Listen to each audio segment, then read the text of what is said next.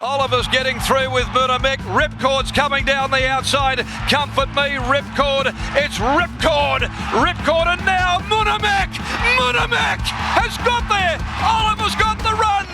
Welcome to Bet Doctor Behind the Curtain. Look at how pro punters operate. I'm your host, Scoot. Back 2024, Season 5. Big thanks to our sponsors, TopSport and Punting Form. Without them, couldn't get the show on the road, so a lot of loyalty and love from those guys. If you want to improve your punting, they're two operators that you can bet good amounts with, and Punting Form. If you want to take your form to the next level, make sure you get around Punting Form. I absolutely love it. John Walter, Happy New Year. I've got this feeling after playing golf with you yesterday, it's going to be a new year for you, a new positive energy. I felt a really good vibe yesterday from you. You're going to be up and about, no more grumpy, man. No, I just give less of the flying for Cooley than before. I think that's what it is. I've given up caring. Can I free it up even more? I'm going to try. Oh, here we go. How do we make it to Season 5, mate? Like, I see Ted Lasso's only up to 3 and we're up to 5. How's that even possible? And we have more episodes than him, I think. Started a new one last night. It's not a new one. It's called 1883. So I'm a bit late to the party. The new one that was out 2 years ago. Yeah, awesome. It's the prequel to Yellowstone. Yeah. Have you seen Harrison Ford, yeah. And is it Helen? No, it's Mirren? Tim McGraw and Faith Hill and all that. Yeah, isn't that the one with 1883. Harrison? Isn't Harrison coming? I haven't got to that part yet. I'm only a couple of episodes I can't in. remember. I've seen it anyway. It's good. Put it on your list. Very, very good. They pulled out and they couldn't negotiate with Kevin Costner. And I think they bumped the other one. Yeah, I think they bumped it. They killed it because of that. No, don't spoil it for me. Well, they haven't done anything. They just didn't renew the show. A bit like this. Like, I'm a chance of getting bumped at any stage. So as soon as I get bumped, it's all over. Nico, Happy New Year, Merry Christmas, all that sort of stuff. 1883, put it on your watch list for HH, holding hands with the Mizzo. All right. We'll do, same to you boys. It's been good. Had a little bit of a break, but now we're back into the swing of it. And, hopefully a good 2024 on the horizon. Yeah, what's this joke about everyone having breaks over Christmas when there's more racing than ever? Like, what the hell's going on with the world? What's happening, Nico? Jesus Christ. I bet Trav didn't have a break. Trying to keep up with all the form, and poor old Nico. I actually love just seeing this love affair with Tasmanian racing blossom. He's absolutely seen them like beach balls. Can I ask Nico about Trav's spiky haircut with the shaved sides with the hair, the facial hair, where he looked like he was about to jump on a Harley and ride off into the sunset? I like it. Yeah, I like it. We might have to get to Harley Davidson and get a sponsorship there and get him on it. I reckon he'd be a great ambassador for it. Yeah, he'd probably fit in your neck of the woods up there. I'm sure there's a few of them rolling around in the Gold Coast. I remember they used to. They've sort of run them out of town. They used to have a couple of big sort of conventions in surface a couple of times a year. It was pretty crazy. I used to duck and weave the surface at those periods. I think it's a tattoo-free show now that DK's still on holidays. He hasn't left the poolside of the Grand at the Star, so might see him tonight at the Betfair function and a couple of industry people. He was sending me messages last night, so he was definitely up and about last night. He definitely was. I can't wait to see the great man, but I hope he's back next week from a little freshen up and vacay with the family. But Gold Coast Track is probably one of the biggest stories up here in Queensland. It is a Queensland racing show, DK tells us, but I thought the track's been super. They've obviously did the big reno. They've taken their time. The amount of rain that we've copped and here in Broadbeach Waters, Bundle's been underwater, which is where the Gold Coast Track is. You all heard about the tornadoes and all the rain they've copped up in the hills. Walt had no power for 4 days, but they've done a brilliant job in terms of drainage. It is playing a little bit leaderish, but had they not renovated the track, last week wouldn't have happened and would be behind the 8 ball and meetings would have been pushed back. So remarkable surface, isn't it? Yeah, it was interesting to listen to what Navesh said too. Like he said, they basically shaved it, ran it through a filtering system, and then recambered it and whacked it back in. So it wasn't as if it was a start from scratch job. So incredible considering, because like you said, you can still see. So we played golf yesterday, and there's still puddles there's lakes that shouldn't be lakes. So golf courses are designed to handle that amount of water, and they're sort of overflowing. So it was incredible. And I think, obviously there's not much data on the track or anything, but the times came out pretty much fast track times last week. So you'd expect, pretty laughable. They've got it about a 7 at the moment, considering we haven't had a lot of rain. I think you've copped some overnight a couple of times, but you'd expect it to race pretty similar to last week, I guess. So that's it's a huge improvement, and they're doing up the facilities there slowly, and it's probably the most in-demand training centre probably in the country now, like of people trying to get into the area. So, yeah, they're finally starting to get ahead of the game.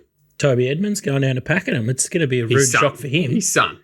Hey? His son. Trent. His son. So he's gone from a petrol card, a wage, and I think an apartment all paid for to going out on his own and going to Pakenham to do so. I know they spent some time down there, but yeah, big set of balls on the big fella, and at least he had that the final hurrah with Barassi putting 6 on him in the maiden after. So what was it? It was like, wasn't it like $3 to 140 its first start? Amazing. On the Wednesday. I love that race.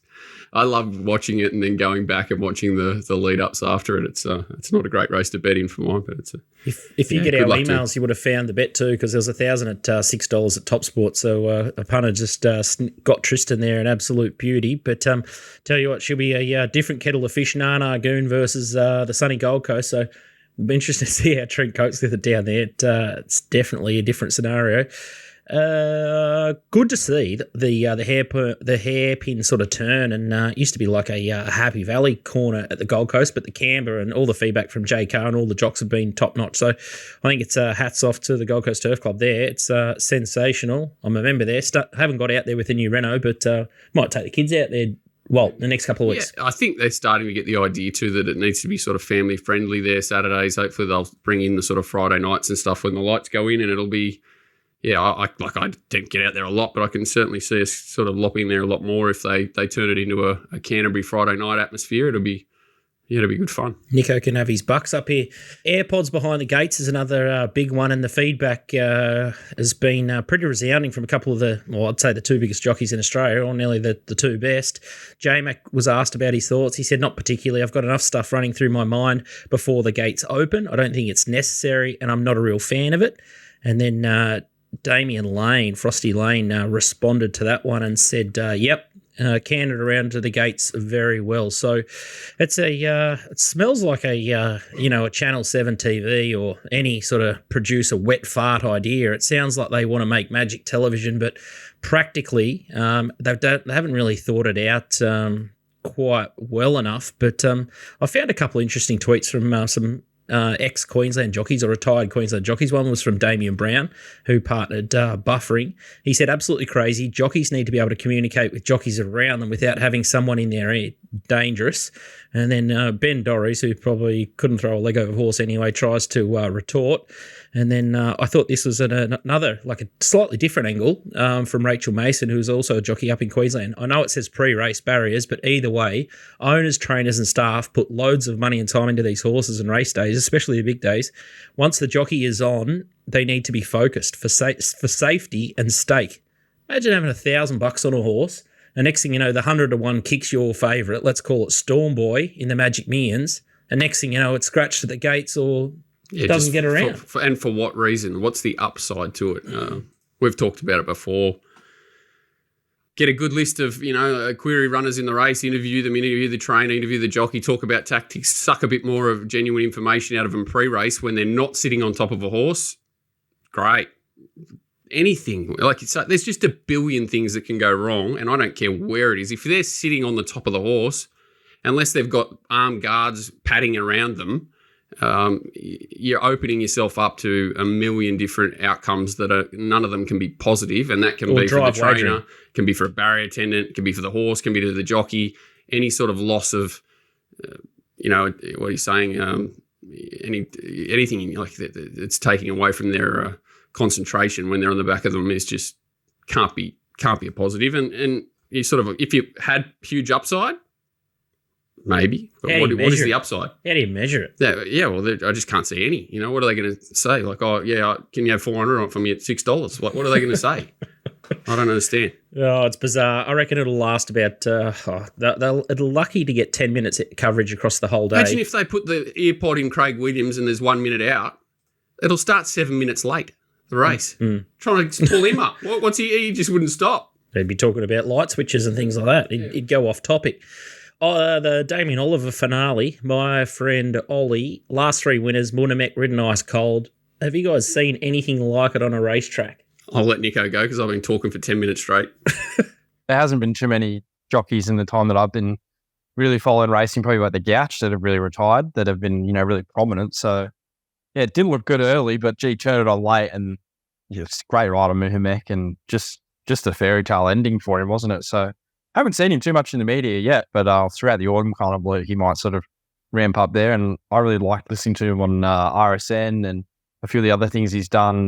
Brings a really good perspective as well from a jockey's point of view, and speaks really well also. So I think he'll be a good asset there. And it was a big send off, and well done to him. The Sky interview with Corey Brown was quite interesting, but he's going to feature quite prominently. And considering he's like top leader, who cares? It's like arguing whether Rafa or Nadal or Djokovic is the best, like saying he's one of the greatest ever worldwide, and the drama that was underlying and all the emotion attached to that going back home and the financial things and everything, like, wow. Like, I know even with his poor brother and the media puzzle, and it's just like you get emotional sometimes just thinking, when you sort of think of the layers to it. It was I was just so happy for him, the way it sort of unfolded. It's a shame we're going to lose him, but exceptional that he went out in that fashion.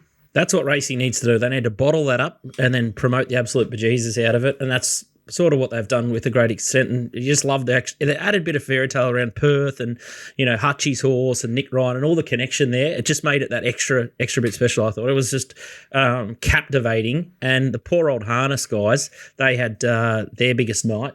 They had the Interdom. They would have been absolutely howling because it was a great story itself, but Ollie just absolutely overshadowed the whole lot. But let's kick along to today's show, because it's 2024 and we are going to keep on betting, like our great mate Jason As a Party says.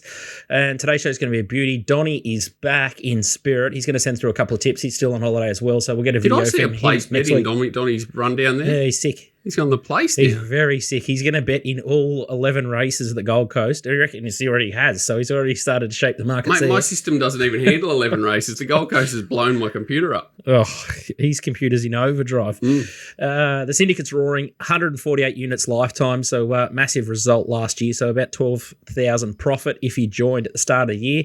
And the good thing is, if you have just started in 2024, which some people have, you would have spent $100 on your sub, so $50 a week, and you would have been plus $1,157 already. So that's after you take out the sub. So great scenes there with plus 12.57 units profits in 2024 alone. So the boys have hit the ground running, fresh legs, and we're going to be spearing across everything over the next couple of days. A bit quiet last 2 or 3 days. I think we're still reeling from the Chile Philly result, but I think we're pretty keen to bet today in the next couple of days. So join a little bit of syndicate if you haven't yet.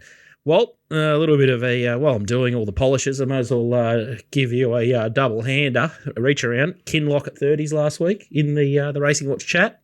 Yeah, bit of flair there, a bit of Nash hot. It was a good day. That Magnetar was the one that sort of got away. Magnetar, Excellidus, the Quarties and all sorts. Everyone, I think, had a pretty decent day. It was good to turn what looked a pretty average day into a good day. It's good when those sort of decent results fall your way. They help on these bigger days where it's just hard to win, don't you? Need to have a few of the rougher results fall in your lap to sustain the amount of racing we've got. It's just crazy, but it is what it is. We just keep betting. Beautiful business. Make sure to check out racingwatch.com.au and check out some of his stuff. Nico's Tassie stuff's been brilliant. Got the winner of the Guineas, P. Payne, and you're finding all the right horses. And I just feel like you're getting a really good handle of the jockeys down there, who suits what camp and horse. So you're having a little bit of a spell. You gave out pretty good freebies in December, Nico, and then you started to poke through a couple of little thoughts here and there in January, but you're taking a break with us for the Mounting Yard Mail, and you're sort of moonlighting on RSN, so you'll be back with the Little Birdie Mounting Yard Mail in February, aren't you? Yeah, been able to fill in for RSN at the moment, but if you're in the group, obviously you would have saw last Saturday that we put through just the top 4 and a few bets there at Geelong. We had an okay day, so depending on how much sort of work that they want me to do and how busy I am with them, I'll try and probably do that for most of the meetings. But in terms of a full... What did you think of those 2-year-olds off topic? The Bennett horse. I thought that was probably some of the better 2-year-olds we've seen in Victoria from a type point of view. And then obviously when they race, the 3 in the market really drew away from the others late, big margins. I would have thought he'd be right in a prelude or a preview and be right up there in a Blue Diamond at this stage. I agree. I thought, definitely the first two across the line, and Freedman sort of looked like it was gone and didn't give up the ghost. It kept coming, so it'll probably improve as well. I thought that was one of the better 2-year-old races I've seen in Victoria for ages. The old, it was a Cosmic Force thing. The owner's a Cosmic Force, or anyone pushing a Cosmic Force horse would be on the Gluck Gluck. That's just 2000 or whatever it is. That'd be absolutely chomping it down. You'd love it, like someone with 100,000 on the horse compared to one of the Newgate guys or whoever stands Cosmic Force. Who would be tied to the screen more? It'd be hilarious. 2 weeks out from Magic Millions. Mate, absolutely barred up. I love that the barred up quote has made the feature reel on the Sky Thoroughbred Central. The trainer that said he was barred up after Ollie's first win. And they've put him in a replay. They've made the edit. Oh, my goodness.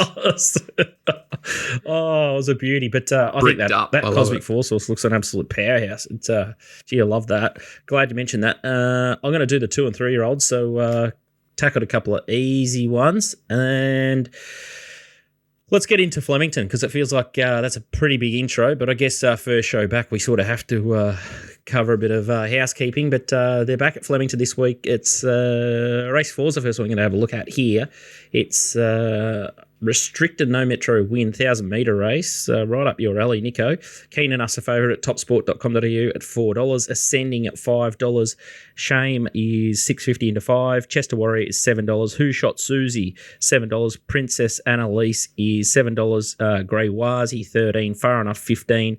Dio is $20, and much, much better the rest. The horse you like here, Nico, is Chester Warrior. Tell us why you like it. Yeah, this horse has always shown a fair bit of ability. He bolted in winning a maiden at Swan Hill, and then the run prior is really good at Caulfield on debut, and he's just looked like a horse that would always go on to something, and then his form really tapered off, and you thought, maybe he's no good, but I think he's come back this preparation in really good order. Burst up win, was quite solid at Ballarat, ran a good time, full around him, stacked up out of that race. Then just happy to forgive the next run he had at Ballarat on the heavy 9 surface. Just didn't look like he went a yard in that track at all. And then, here last start at Flemington, where he was just nabbed late by Impressive Enough, who has won again since in a benchmark 70. So I would say that race, given this is a restricted race, is probably a little bit stronger. So the form stacked up. Don't mind him came back to 1,000 metres. I think he was a little bit late there at the end of 1,200. So back to the 1,000 down the straight where he's, run well there last start. I thought he ticked a fair few boxes. I think Keen Enough's a big danger. Could probably back both, but Chester Warrior is definitely going to be the better result. And just think he probably parks in behind the speed, should have a really good turn of foot late coming back to the 1,000 and should get every chance. So around that $7-8 mark, I thought he was a bit over the odds and happy to play with him. Outstanding. And Jerome Hunter's horse, Ascending. How's Jerome Hunter going after he had that stable virus? He's had a few horses back in. Is he still striking hot? Yeah, he's a trainer that really does heat up this time of the year. His horses are never really missed by the market, but they are racing quite well, but he's not necessarily that profitable to back at the moment. I thought Ascending had every possible chance last start at Flemington, probably in a weaker race than what Chester Warrior and even Keen Enough come through. So I did really love the way she paraded there on that occasion either. Billy, so probably her man now. So I'd just be happy to watch her, and maybe she comes back better next campaign. She obviously got a good amount of talent, but I was just a little bit against her given how she paraded last up. Okay, so we'll open the account at Flemington Race 4, number 4, Chester Warrior, and then we'll be on the quick backup here in Race 5. Odds courtesy of TopSport, and it's the Stud and Stable Staff Awards, benchmark 70 over 2,000 metres, and girls, $2.90 favourite here. Interlink $3.90. Bold Soul $4.40. Gold Wolf $12. And then you got Macy Moo $14. Ring Bearer $14. Cortain, Sam Buckus, and Border Visage are all outside the market. The horse that you like here is from the David and Coral Feek Yard in the yellow and white with the red cap coming around them now. Nico, tell us why you like it. Yeah, this was at Seymour. I think this is the most crucial part of the race. He goes for this gap inside of Max Mercury, goes on to win the race, and he just gets chopped out of it there. Has his momentum halted, and then he really picks himself up again late, runs the fastest last 200 metres of the race. I think he should have won. His work through the line was quite strong, and this was 2,000 metres. A lot of these horses are stepping up from 16 and 1,800 metres, and this just looks like a horse who's probably already looking for 2,400. this is probably a key lead up, I would have thought, for like a Tasmanian derby. A lot of these horses might be looking head that way. I think Dunkell won this race last year, and I just think Gold Wolf might be best suited getting to Flemington. Macy Moon should set up a good early tempo, gets the blinkers off for the first time, and did over race last start. So I'm interested to see that horse at 2,000. I think if it does similar here, it probably sets up a very genuine tempo, which will suit him, given how strong he was there late. And getting to Flemington, I also think would be a big tick for him. So I think Bo should probably just keep him out of trouble from barrier number 10, let him rip down the middle, and hopefully he's coming home too strong for him. There is a few horses here that might have a little bit more talent than him, but you can definitely tie in his form. He won at Moe 2 starts ago, beating Manhattan Stone, who was very unlucky behind Cortain, who wasn't all that far off Bold Soul, Girls last start at Caulfield. So, you can tie in a lot of these horses' form, and I don't think that's a big step up from the maidens, and Benchmark 64 is like the favourite's still a maiden, although she was a good run last start. If you got sort of closer to $3, maybe $3.50, I could get entertained her. But I thought just at the prices, Gold Wolf looked over the odds for the horse getting to Flemington, and hopefully with an uninterrupted run should just be blending in down the middle, and hopefully it's too strong for him late. So I could mark him much shorter than the current price on offer. I think he's around $12 or $13 where I looked yesterday. I haven't had a look this morning, but I think he's a good chance there. Reckon you're on the money there. $12 looks very, very juicy. Definitely big track horse, and agree completely. Love the way he sort of picked himself up off the canvas there against Max Mercury. Real DK vibe about that sort of horse. It sounds like a horse that DK might have backed last start and just copped it fair up the blurter. So I'll be definitely investing in that one as well.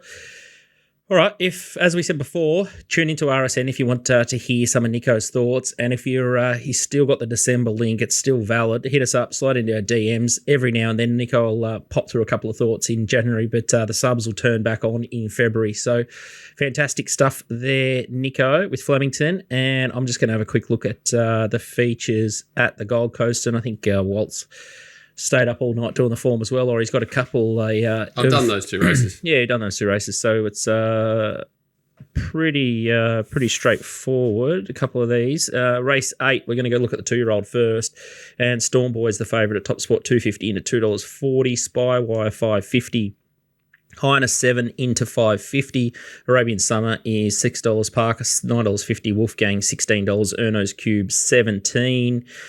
And Jenny's Meadow, $26, $31 Poster Girl, and that rounds out the major chances, I would have thought. The first replay we're going to have a look at here is Storm Boy winning the Bruce McLaughlin. So he sort of bungled the start, was sort of forced to race sort of 3 wide, but love the way he's just extended away and just got down to business, this horse. I think I sent Walt a message after his debut run. Can't remember if it was Randwick or Rosehill, but I just really like the horse sort of on type, and just loved everything. At him. He's twice the size of the things chasing him. Yeah, he's just got that nice, real good powerhouse sort of barrel around his guts and his girth. I just was quite taken by his debut win, and then he sort of did it the hard way, his second ever start. So he's versatile, this horse. So if they go fast or slow, he seems pretty bomb-proof, and he just relaxes so well. He's just the ultimate professional, I would have thought.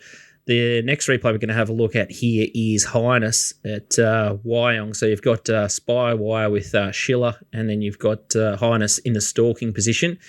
I know Donnie's a little bit keen on Highness. Definitely 1,200. I think he beats Spywire home, Highness.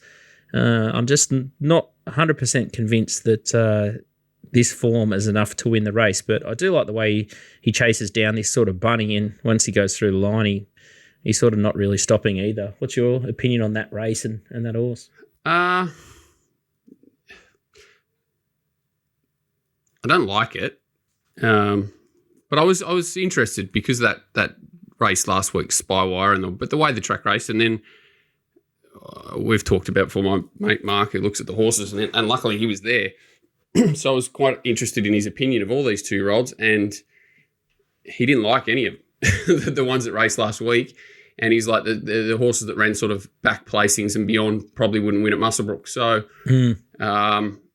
Spywire itself, I think he's probably the pick of them. But he just looked like he was ready to tie up through the line there last week. And he sort of dragged that back through Highness. I've got absolutely no doubt that Spywire should have won that race at Wyong. and Highness sort of picked up the pieces. I didn't really like his trial since. So, you know, from a race perspective, I'm pretty much penning all those horses. Not penning them, but I'm penalising them heavily. I just don't think they're the dangers to Storm Boy. I think Storm Boy's the danger to Storm Boy, as in, you know, going forward, first prep, those sorts of little things. He did a little bit wrong in that race, but as you said, it was great to see him sort of half miss it, have to recover, caught in an awkward spot, work to get around him, left in front, ran away from him. And, you know, like they say, he's got a bigger chest on him than a Y50. So if any 2-year-old's going to have significant improvement potentially, it's going to be a horse that's got, you know, that sort of constitution that he and physical frame that he has already got. So I think, you know, clearly it's his race to lose, clearly. And then I'm looking away from the Highness, Spywire, Arabian Summer form for the danger. Interesting Arabian Summer. A couple of thoughts from you, Nico. Like a lot of people are sort of trying to put the Sunlight, quick backup, Tony McAvoy sort of polish on, but I thought can we bring to light some of your comments so you can water them down a little bit, mate, if you want, from our group chat. What do you think of Arabian Summer? Oh, I'd be surprised if she won, having seen her race in Melbourne. Like I backed her, I think when she ran third down the straight at Flemington, and yeah, like I backed her in that race just because I thought it probably lacked a little bit of depth, and she's very professional, and she's shown that her last year.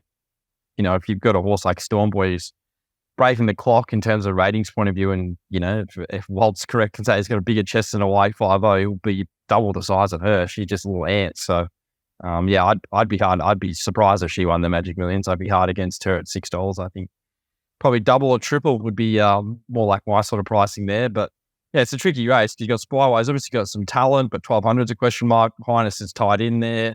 Wolfgang went over to Adelaide and won nicely, but he plays up in the yard. He walks around in the yard with a bloody they've thrown blinkers on him. Half-mast. Yeah. Full mast. His probably biggest asset that he went 1,000 to 1,200 and won, which is not easy to do. And now he gets blinkers. Like, his setup's okay, but yeah, my mate he agreed with, like I said, Arabian Summer. What do you think? He was just like, yeah, just a horse. Like, no real knock, but just like, it doesn't look like a Magic Millions horse. So same thing. And that was, he said the thing that ran fourth in there wouldn't win at the non-tabs. And she's no Sunlight. Looking at her, like they'd be completely different animals if you would put them next to each other. So obviously and they the comparison visually, there, right? Which is scary.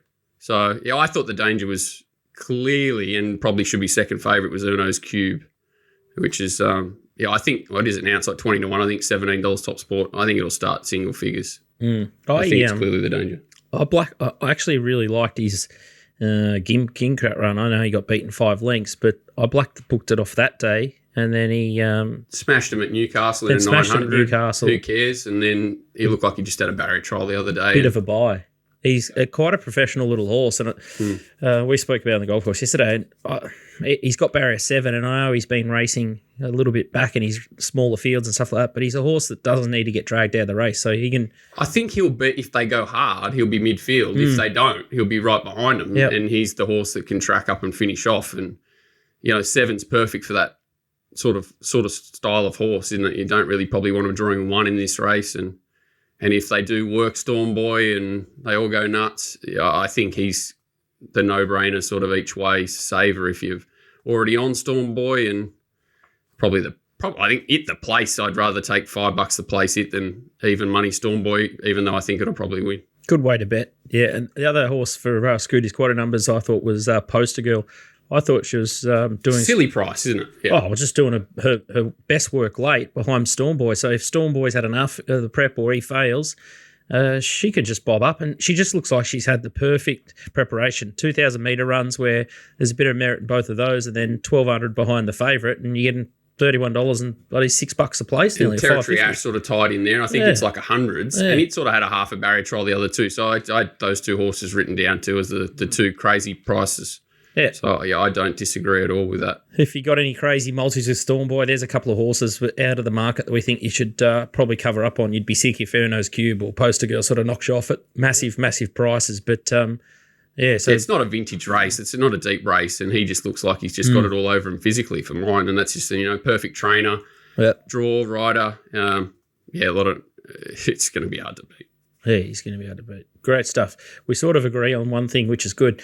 Gold Coast race 9, 3-year-old Magic Million Guineas is the next one. Chrysaor is $6 into $5. Safrado $6. Sydney Bowler $7. Abounding $7.50. Royal Tribute $10. Infatuation $12. VC $17. Weigel Tiger $19. Show Me Mercy $20. Then you got Vanquished Barnstorm, you win last week $21. Trifling $21.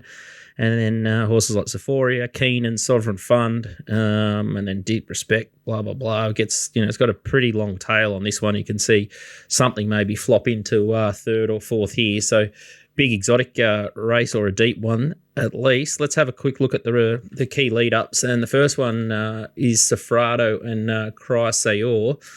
And just like the way both these horses sort of hunted down the leaders on a day where I thought the inside was probably worth a couple of lengths, and you've got Chrysaor, he sort of looms up as if he's just going to run straight past them. He was like 60-something days between runs, wasn't he? So this was a good clean out for him. And he sort of, to my eye, the last sort of 50, he sort of hit the wall here, and I think Safrado is something like third or fourth up and just had the fitness edge. So if I had a free bet, I'd probably back Chrysaor, and knowing Waller Grand Final, I think I'd prefer to back Chrysaor and maybe a slight map advantage head-to-head. But I thought the horse that was pretty impressive last start, the Sydney form, Sydney Bowler, was an absolute beauty. They sort of used him up early from a wide draw, and there he is in the Suman Edge Maroon, outside leader. And he just sort of puts a hole in his opposition here. But barrier 17... John O'Shea at 1400s. I thought it wouldn't be sharp enough for this race. So I thought it was a great ride to get it outside leader, and then it was pretty much race over when it got there. But certainly, 3 runs at 1400, now having to tackle that wide draw just around this profile, it's going to need an excellent ride. Especially the way the track's been played. Yeah. It looks like a ton of speed in this race. You've got Gaze which might not be great from 17. Like, it'll probably get back midfield or worse, but it'll be sort of not in the, you probably want to cut under him a little bit here, which, it's giving away experience and stuff. I think it's, potentially the best horse in the race, but. Yeah. What else are you watching? Well, no, I think that's the only replays that we've got, but you got Royal Tribute. It's the one. As in, it's got form around osmosis. Those horses last prep 1200.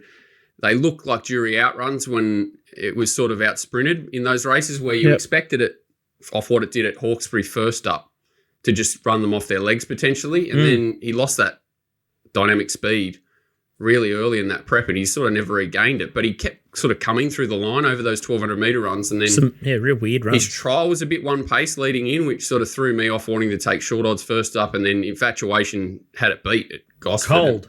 And it came off the canvas there. And I actually think Infatuation's flying. So it's the horse that I could see if it did everything right. It does weird things. It parades fully. It's a really nice type of horse, but it does a few things wrong.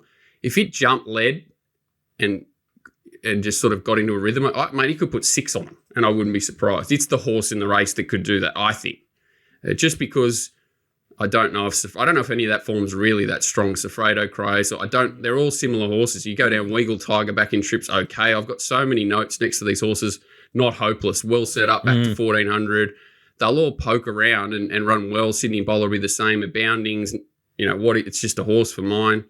Trifling, another one that's well set up, going to be strong, but he's just got a bit of X factor around all of his form that says, if he gets to 1400 and does everything right, he could just blow their heads off, and he's 10-1. So he's the horse that I think's of most interest to me here. But if it doesn't win, and even Infatuation ties in there, but it's probably drawn a little bit awkward.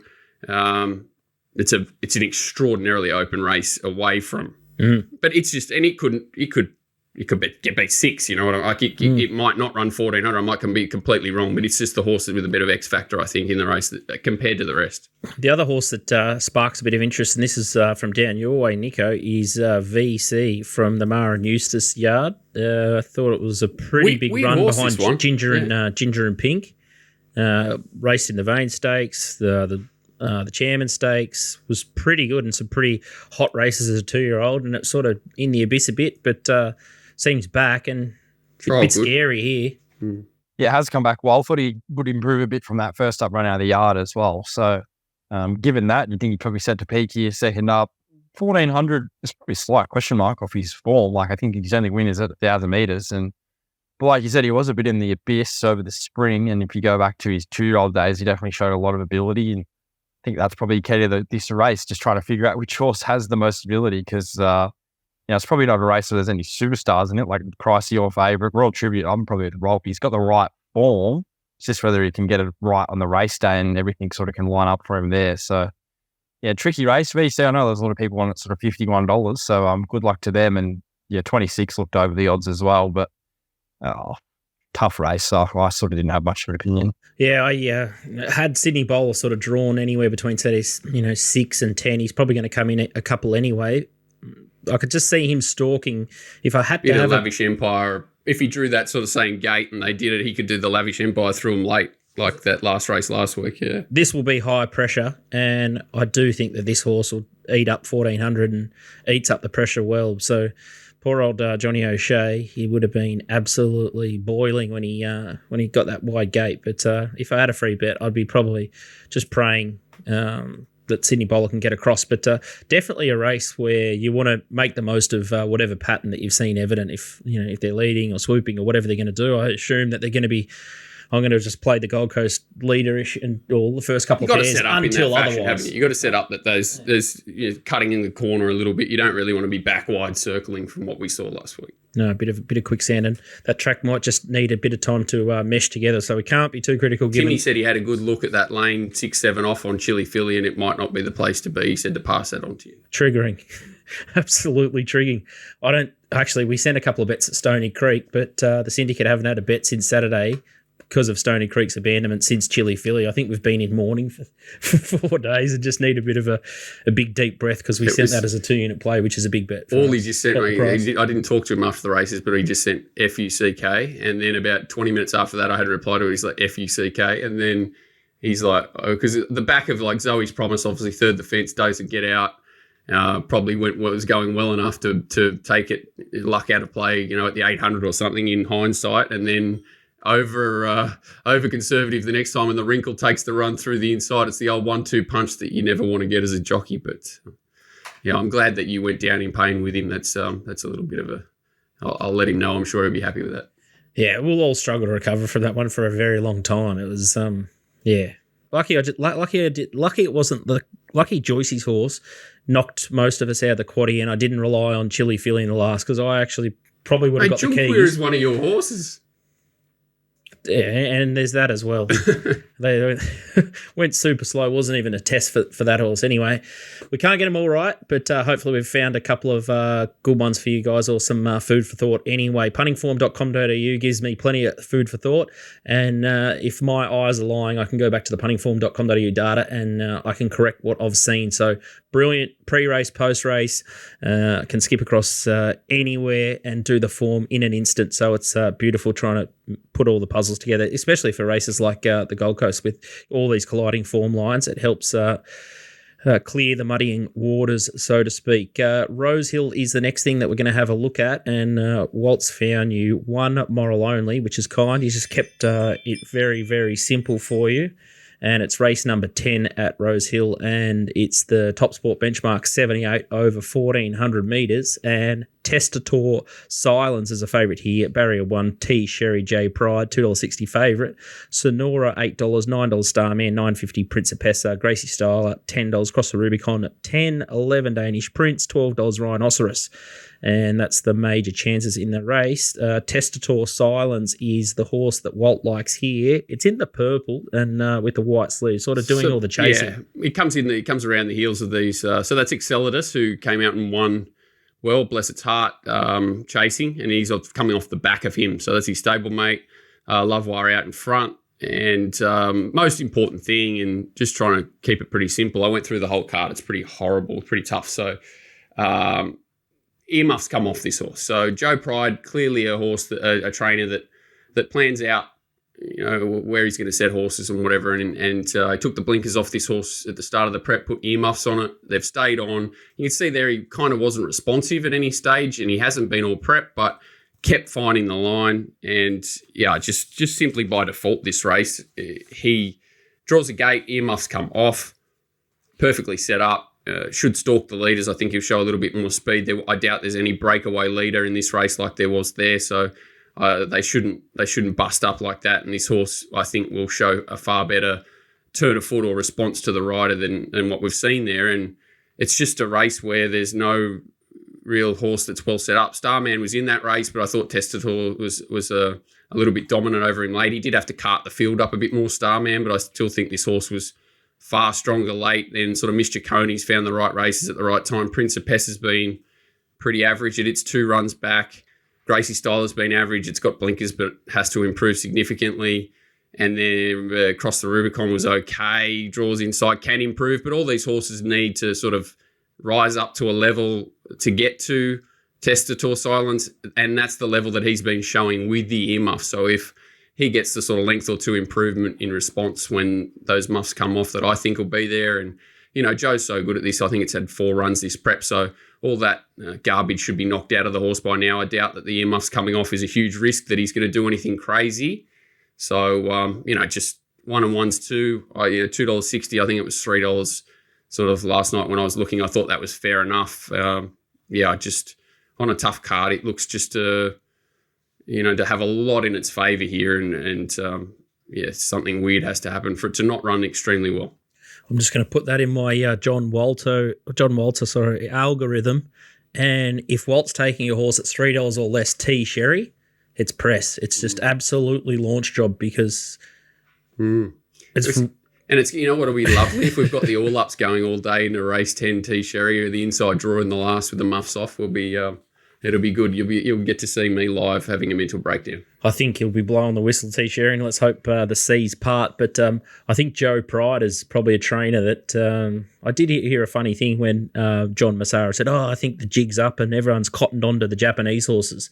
Well, they sort of didn't because they bet crazy odds Boomerang, but I think the jig's completely up with Joe Pride. You've been saying it for the last probably 3 years on the show, but he's just going to go from strength to strength, Joey Pride, isn't he? Yeah, you see, like they've taken a horse like Marzu off Snowden and giving it to another trainer. Like, obviously, racing's not what it once was, loyalty was, but that's the opinion everyone has of him now, that he can improve horses off basically anyone. It's I think he's got was it yesterday or today? He's got a Waller horse that sort of had solid form for him. Is it Estelio Murillo or something? I think it's in on Saturday. So a horse that had decent form.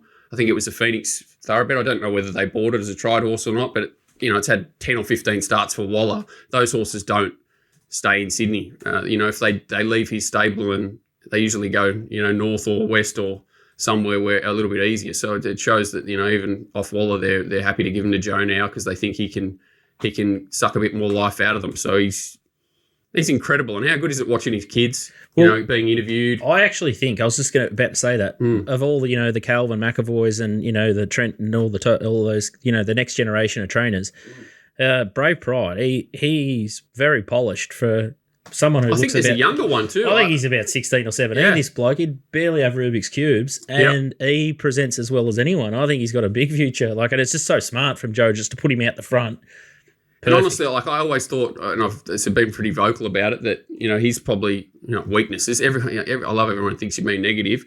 Mate, he's got 27 positives, and his weaknesses probably are, choice of jockeys and maybe when he gets too big, I'm talking, plus 60 horses is when he sort of started to slide a bit. Maybe when, he got too big, he'd drop off.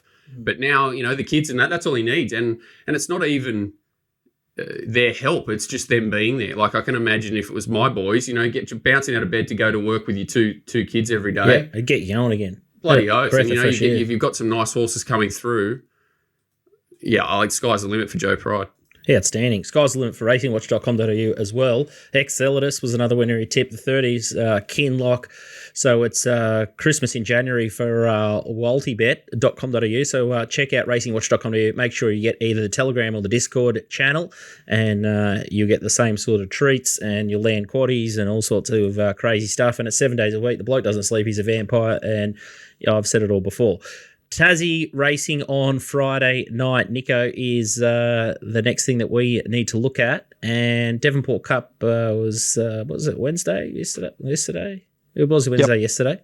Yeah, and so there's big racing there on New Year's Day. So they're absolutely humming. It's the summer of racing in Tassie. So good time to start betting in Tassie if you haven't already, because a lot of these Melbourne horses, and Nico just referenced one going down for the Derby and also all that sort of thing. So it's easy to find horses that go from Melbourne and then just go on absolutely pissing down in the Apple Isle. So Nico's cotton onto it. So make sure you check out his stuff when he pops it through on the message or in our groups. But Launceston race 4 is the first one that you can have a look at on Friday night. And Imagine How is the horse that you found here. It's in the red and yellow. Tell us why you like this one, Nico.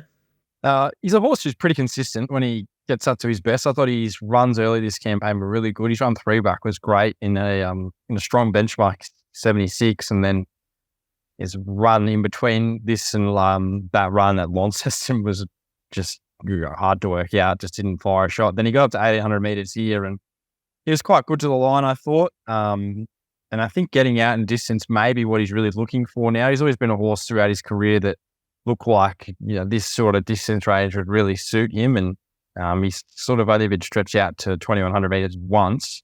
But I think off the way he's been going this preparation, he hasn't really had the same turn of foot as other campaigns, and that may be because they're training him to potentially get out over a bit more ground, or he just needs that ground. So from an inside draw, should get every possible chance with Erica Byrne-Burke on. She's got a good association with the horse, riding him last start and then plenty of trials. So she seems to be Trinder's go-to at the moment with Brendan McCall.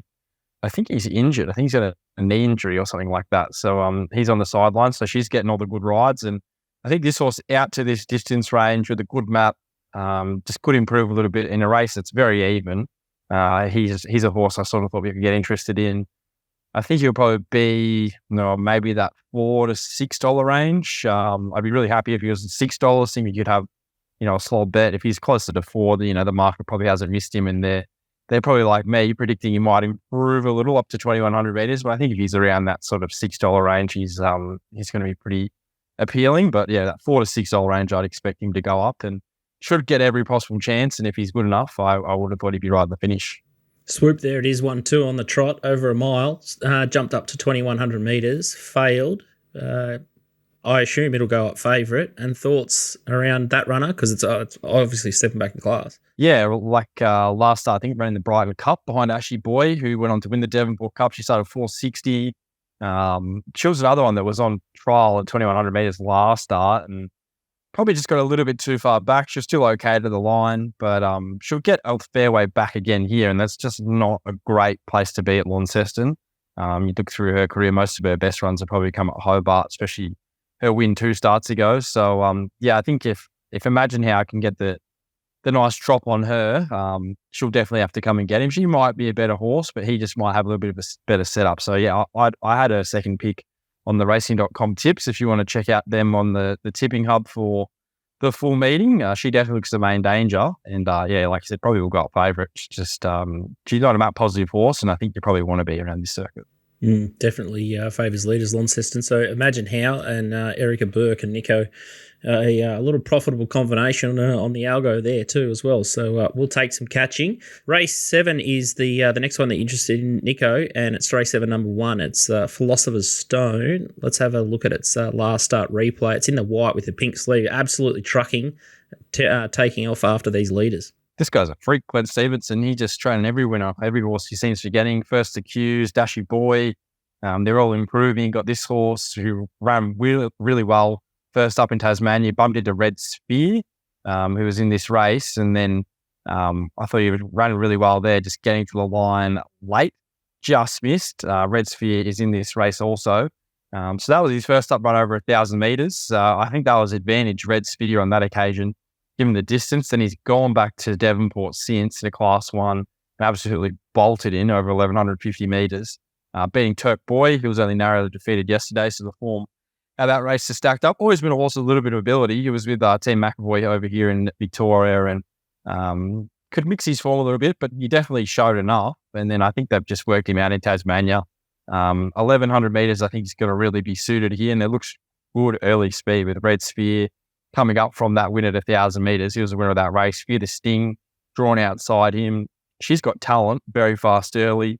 even Periwinkle, Tricky Mickey. There's really good speed here. So I'm hoping that Red Sphere and Fear the Sting probably a little bit of a question mark first up for the new stable.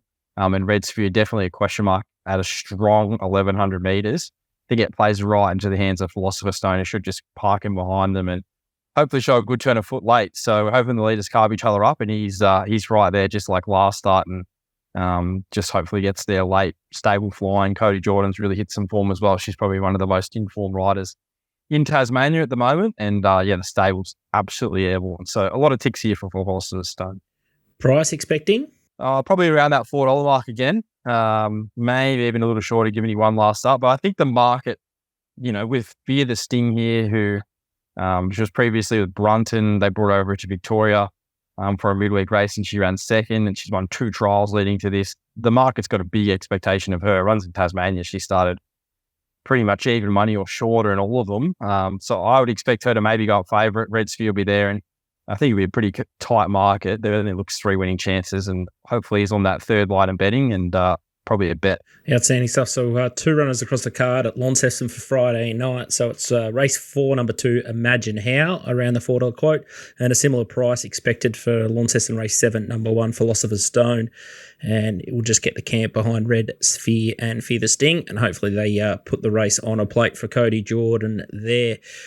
Nico's horses in the last sort of 10 minutes of betting have been absolutely hemorrhaging, the ones that go off and win. So got to pay attention to the market. If there's money for Nico's horses late from the very big boys, you can bet with plenty of confidence. But Seem Like Beach Balls is our man, Nico. TasRacing FormplusPro is a great tool. Free to join via the TasRacing website, tasracing.com.au. Access to additional race replays. The head-on Stewards Vision, we've seen it before.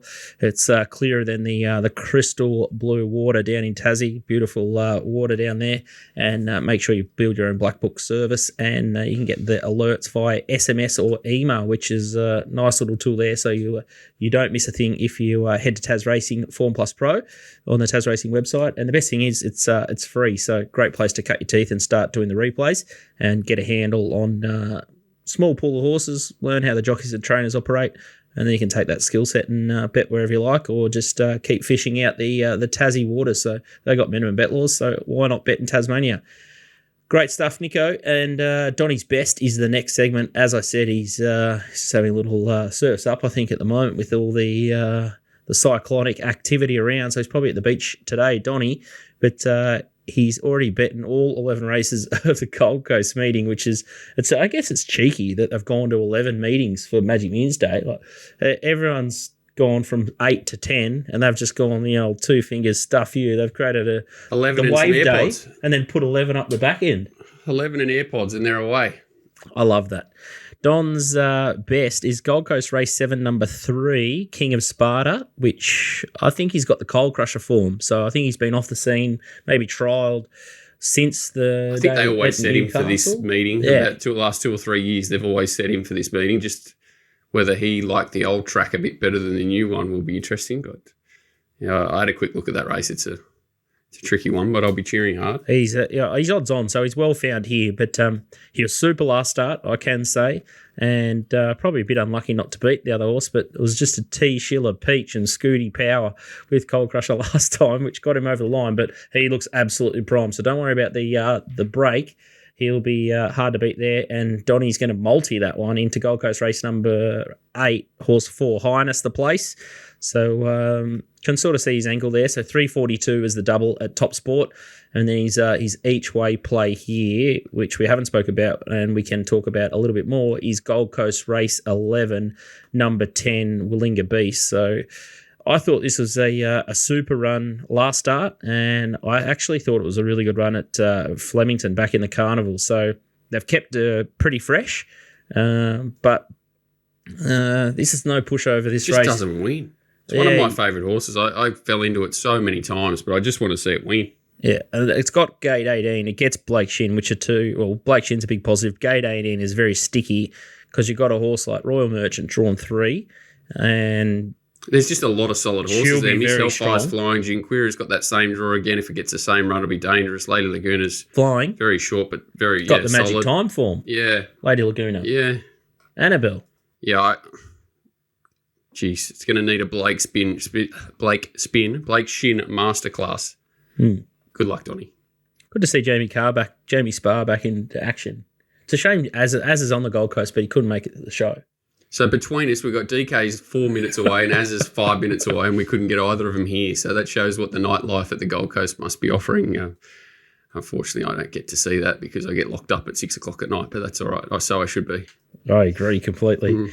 TopSport Steam this week, it's Rosehill Race 2, number 11. I'm a Steal, 1,100 at $4.80. That's a good bet. So, I think it won at like Maruya or somewhere at first start. I watched it pretty closely. So it went up the wrong part of the track and pretty slowly run race and put 6 on them. So Nowra. Yeah, Nowra. Well backed that day, like heavily backed. Well, it's $4.80 into $4 a year now. Yeah, and obviously a much deeper race here. But I thought in the thing we backed last start, Life of the Party's in the same race. I thought they were both the two horses that stood out to me in this race. One with obviously unlimited upside and Life of the Party just got a really solid setup. So, yeah, I think that's a fair enough price, to be fair, off what I saw. A really good acceleration and ears pricked through the line. No knock on it. Considering it's coming out of a maiden to a highway, you wouldn't want to see much more. Race 9, number 11 here at Rosehill. It's Union Army. I feel that we backed this last start, Walt, or you sent us a bit last start. Before. Was it? I think it was first start when that was that day. It was really hard to make ground, and it was probably the run of the day. But it's that sort of horse. It's and I think it's going Randwick back to Rosehill, which is probably not ideal for his race shape. He's a hard horse to catch, but he's going well. If things unfold, he can certainly get over the top of them. But he's in one of those races where he's probably the best horse, but not going to be in the right spot. And yeah, it's a pretty tricky race. And that because it has to come up against that Boston Rocks, the Nathan Doyle bloody. Who's going to be in front of it in the run? Parale's going to be in the right spot. So Cripps, they're going to go pretty quick. Richon's there that they could actually fly. So Ravanelli. So Eaton's So Good So Cool are probably going to be the two horses that are going to be strong late. Union Army and. McAvoy riding well, fit, fourth, third up. He might just be able to use him up a bit more and get him into the race a bit earlier. And certainly, definitely the price wise, $6 is fair enough. I like $2.20 Boston Rocks looks very short. And I do remember him saying after it won first up that he would be running in the Gosford Guineas and thought it would be very hard to beat there, and it didn't take its place. So I don't know whether it had a little setback or something, but. $2.20 Boston Rocks looks very tight. And then the last one is the Gold Coast Race 9, number 2, Chrysay Or, 2,000 at $6. Is that the? That's not my bet. Is that the Chrysay? Is that the spelling from the Chinese? What's a yum cha spelling? Chrysay O. Sounds like it's a dumpling. Yeah, it could be a dumpling. I tell you what, you'll be buying lots of dumplings if you've had 2,000 at $6 and the Macca Jamez show salutes on it. Interesting, he's probably not had the best suite of jockeys, and this is the first time J-Mac goes on. So any other jockey, I reckon you get better price. Probably not with J-Mac tax. Yeah. Bit of tax. Yeah, it's still there. Map, well, good map horse. He's probably maybe the map horse, sits behind, boom, could go bang. He's hard to knock, but he's never really. He won that race at like 30s. He just sort of pops up. Doesn't he? Sort of a pop up 20-1 horse for mine. He's not one that I really want to chime into at short price, but he does look very well placed, set up, everything here. J-Mac, everything sort of lines up for him to run well here. We might have to go back with that horse. We might have to go back into the JJ Atkins, where the King Colorado race, because he was dragged right back out of that race, or Nash was on him that day, and I just need to go back through and figure out why he was beaten 5 that day before I can have a bet on him. Okay, yeah, I'll wait for your response. I'll send it to you. Awesome. Yeah, King Colorado. Mate, I had the weirdest thing. A fella messaged me on Telegram the other day out of the blue who sort of hung around. He's like, I had such a great result on that. I just want to send you some money in appreciation. Oh, here we go. Like literally, like 2-3 days. He sent it. I'm like, no, you don't. I don't feel that you need to do that. But it was like how long ago? It was like 8 months ago, right? June. Yeah. So obviously, maybe he's been on a bender since then and just come out of it. Yeah, beautiful. Happy days. I love it. It's a good story. Hopefully, we've got another couple of good stories out of a couple of those value selections that we sent today. There's plenty of meat on the bone there. We only need 1 or 2 of those to lob throughout the show today, and everyone's going to have a fat day. So hopefully come back with a bang, and we can kick off 2024 with lots of cash, because we need it, because Christmas is bloody expensive. Exactly. And then the great man will be back next week, I'm assuming, DK, if you're still alive. Yeah. Azza probably won't be still alive, so we'll probably have to wait a couple of weeks for him to revive himself. Tried to get bloody Tom Henjack, and now he's just like, bigger than Ben Hur. He's Hong Kong. He's not that. You know that old mate Steve Hewlett's got the shock collar on him, so that's fair enough. He's just not allowed to talk to anyone but whatever they are, RSN or whatever. It's okay. I like it. John McLeod, he did say, he said if Rothfire wins with the 61 kilos and the wide gate, he said that he'd give up. So that I'd assume that then Tom Henjack would then take the wheel and he would be the main man, if not already at I was interested that Macbeth. The old son of Ivan said that he he had to chime into Hong Kong last night. That's why he would struggle to keep up. Like now he's a Hong Kong man as well. He's a multilingual. I like it. Too good. Who found him? Did you find him, Nico? Where did Tommy come from? Yeah, he was on our show for a while. Yeah. The Racing Show Queensland, him and Ollie and Jacob, they did a good job there. But I think it was probably the Rant Boys. I think that was where I first saw him on a few of their shows. So I think He's they probably should 14. take the credit. What do you mean found him? You found him in a playground somewhere. Probably he's only 30, I reckon. Stop it. Is he? Yeah. Colgate kid. I guess Ivan Henjack was playing in the bloody 90s, wasn't he? So, yeah, fair enough. He probably is. If you think you're the next Tom Henjack, drop us a line. We'll get you on the show. If there's a Tommy Henjack we out don't there, want the next Tom Henjack. Oh man, but we have something. We do want the next Tom Henjack. He's a champion. Good luck at the Gold Coast. 11 races. Pick the eyes out. Jump on board the Syndicate Walt stuff and make sure you have fun. Gold Coast Magic Millions Day. And not sure if we're going to do a show the next week, but we'll be back for the Blue Diamond previews, preludes, punting. What's on the next week? I don't know. I think it's like a flat week, and then we might come back the week after. I've got no idea. I haven't thought that far ahead. Mudcrap fishing. Just baby steps. My God, you guys and your breaks. It's a joke. Just keep going. We might see you next week. Good luck.